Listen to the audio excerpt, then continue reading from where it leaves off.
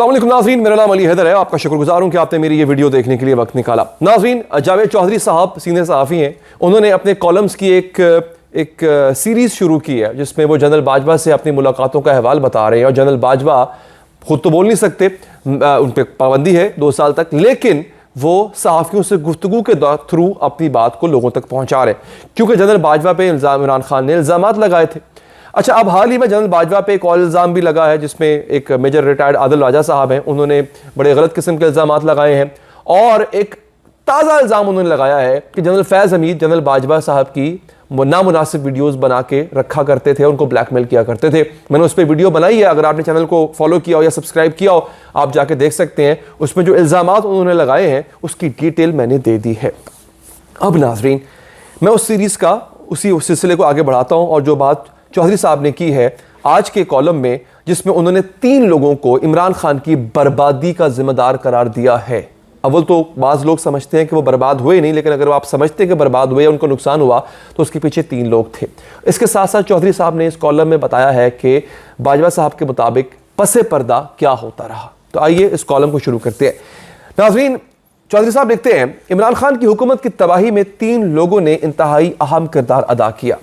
उस्मान बुज़दार, शहजाद अकबर और खातून अव्वल, उस वक्त की खातून अव्वल बुशरा बीबी। उस्मान बुज़दार सिर्फ नालायक नहीं थे, ये इंतहाई करप्ट भी थे। उस्मान बुज़दार को वज़ीर आला बनवाने का तमाम तर सहरा एहसन जमील गुज्जर के सर जाता है। एहसन जमील गुज्जर फराह गोगी के शौहर हैं। फराह गोगी बुशरा बीबी की बहुत अच्छी दोस्त हैं। अच्छा, उस्मान बुज़दार वज़ीर आला बने कैसे, उसके लिए मेरे पास भी एक स्टोरी है जो कि मैं अगले व्लॉग में देने जा रहा हूं आपको। उसमें आपको बताऊंगा कि उस्मान बुज़दार किस तरह से एक टीवी चैनल में आके बाकायदा ट्रेनिंग लिया करते थे कि बात कैसे करनी है। मैं भी उन दिनों उसी टीवी चैनल में काम करता था, तो जो मैंने अपनी आंखों से देखा आज के व्लॉग में, अगले व्लॉग में इंशाल्लाह मैं उसको बताऊंगा। उसके लिए चैनल को आप सब्सक्राइब कर लें और चैनल को आप फॉलो कर लें ताकि अगला व्लॉग जैसे ही आए इस हवाले से आपको नोटिफिकेशन मिल जाए। आगे क्या लिखते हैं वो, ये इन्हें इंटरव्यू के लिए पहली मर्तबा अपनी गाड़ी पर बिठाकर बनी गाला लेकर आए थे। कौन? एहसन जमील गुज्जर। बुज़दार को पार्टी में जहांगीर तरीन ने शामिल कराया था, लेकिन मीटिंग के वक्त जहांगीर तरीन ने उस्मान बुज़दार को नहीं पहचाना और उस्मान बुज़दार शक्ल से जहांगीर तरीन को नहीं जानते थे। इमरान खान से चंद मिनट मुलाकात हुई और ये मुल्क के सबसे बड़े सूबे के वज़ीर आला सिलेक्ट हो गए। उस्मान बुज़दार को बनी गाला से वापस ले जाने की जिम्मेदारी भी एहसन जमील गुज्जर की थी।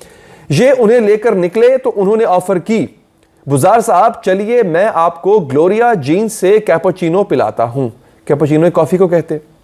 एहसन जमील ये जानकर हैरान रह गए कि पंजाब के मुस्तकबिल के वज़ीर आला ग्लोरिया जीन्स से भी वाकिफ नहीं थे और उनके लिए कैपुचिनो का लफ्ज भी अजनबी था।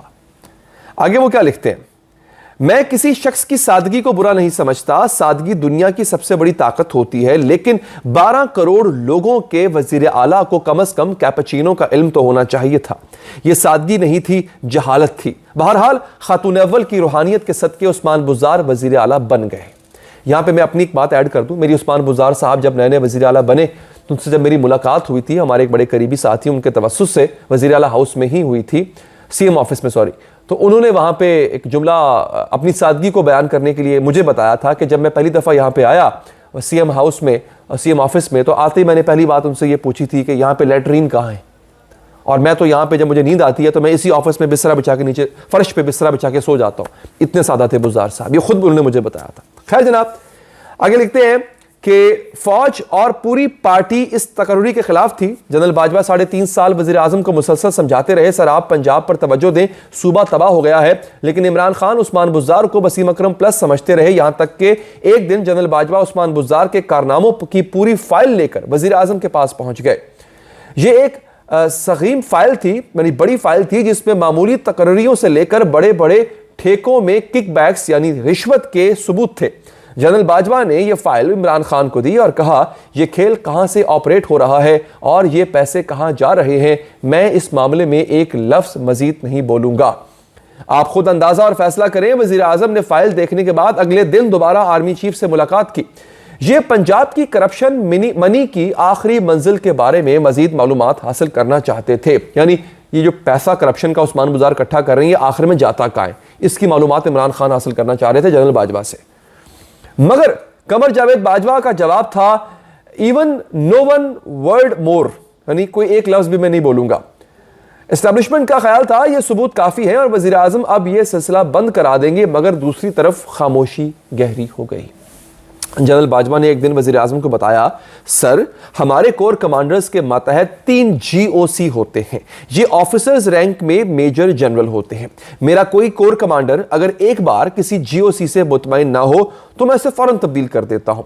ये अगर दूसरी मरतबा GOC की शिकायत करेगा तो मैं सोचने पर मजबूर हो जाऊंगा, और अगर ये तीसरी मर्तबा किसी GOC की शिकायत करेगा तो इस बार GOC नहीं बल्कि कोर कमांडर तब्दील होगा। जबकि उस्मान बुज़्ज़ार अब तक 7 IG और 5 चीफ सेक्रेटरी तब्दील कर चुके हैं।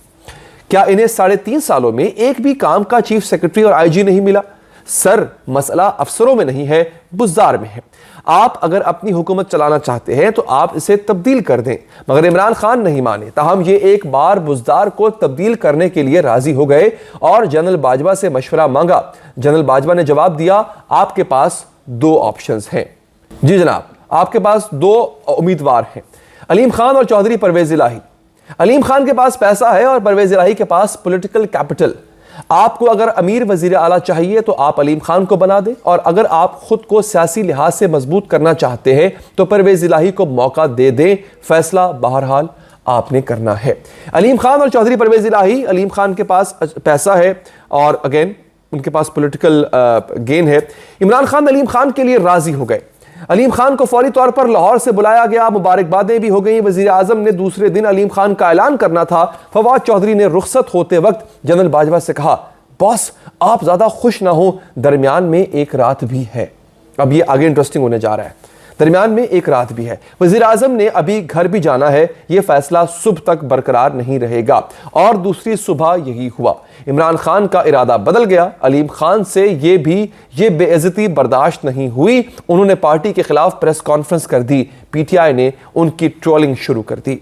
अलीम खान ने उस पर धमकी दी, आप अगर बाज ना आए तो मेरे पास जो कुछ है मैं वो पब्लिक कर दूंगा। उसके बाद आज तक पार्टी की सीनियर क़यादत ने अलीम खान का नाम नहीं लिया। जराए का ख्याल है कि अलीम खान के पास भी ऑडियो और वीडियोस का ठीक ठाक जखीरा मौजूद है और यह जखीरा अब तक उनका दिफा कर रहा है। इमरान खान की हुकूमत का दूसरा बड़ा डिजास्टर शहजाद अकबर था। यह इखलाकी और माशी दोनों लिहाज से करप्ट इंसान था। इस्टेब्लिशमेंट वजीर आजम को बार बार शहजाद अकबर के कारनामों के बारे में बताती रही, लेकिन वजीर आजम की आंखों पर पट्टी बंधी हुई थी। ये इन सबूतों पर तवज्जो नहीं देते थे। यहां तक कि एक बार जनरल बाजवा ने अपना मोबाइल खोलकर वजीर आजम को शहजाद अकबर की एक वीडियो भी दिखाई थी। शहजाद अकबर इस्लामाबाद की किसी सड़क पर गाड़ी में किसी खातून के साथ नाशाइस्ता हरकतें कर रहा था। गाड़ी से जरा दूर CCTV कैमरा लगा हुआ था। ये हरकतें उस कैमरे में रिकॉर्ड हो गईं। वजीर आजम ने इस सबूत को भी इग्नोर कर दिया। वजीर आजम को जब आखिर में एहसास हुआ तो उस वक्त तक बहुत देर हो चुकी थी। शहजाद अकबर को 24 जनवरी 2022 को उसके ओहदे से हटा दिया गया।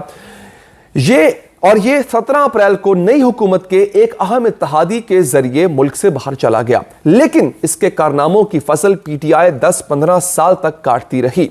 इस्टेब्लिशमेंट खातून अव्वल के बारे में भी बार बार वजीर आजम को मतला करती रही। जनरल बाजवा की खातून अव्वल से पहली मुलाकात वजीर आजम हाउस में हुई थी। वजीर आजम ने हुकूमत संभालने के बाद वजीर आजम हाउस को यूनिवर्सिटी बनाने का ऐलान कर दिया और ये PM हाउस में मिलिट्री सेक्रेटरी के बंगले में रहते थे। वजीर आजम ने आर्मी चीफ और बेगम बाजवा को खाने की दावत दी। अब यहां पे ट्विस्ट आ रहा है कि बेगम बाजवा यानी बाजवा साहब की बीवी आर्मी चीफ इस वक्त खाने की टेबल पे इमरान खान के साथ मौजूद हैं और बुशरा बेबी भी मौजूद है। आगे सुनिए। जनरल बाजवा ने उनसे खाने की दरख्वास्त की तो खातून अव्वल ने जवाब दिया, सॉरी खाने की मेज पर 4 लोग थे, इमरान खान, जनरल बाजवा, खातून अव्वल और बेगम बाजवा।